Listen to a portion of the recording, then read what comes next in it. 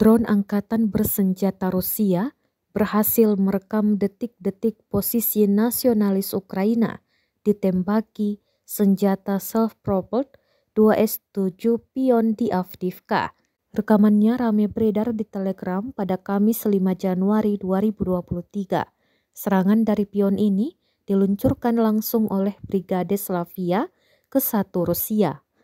Dalam narasi unggahan dituliskan self-propelled 2S7 Pion Brigade Slavia ke-1 dibantu perhitungan UAV meluncurkan serangan akurat.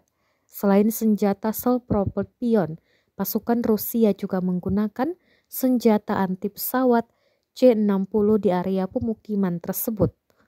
Langkah penting yang perlu kita ambil untuk membebaskan Avdiivka, kata militer Rusia dalam unggahannya. Sayangnya tidak dijelaskan jumlah korban dari nasionalis Ukraina.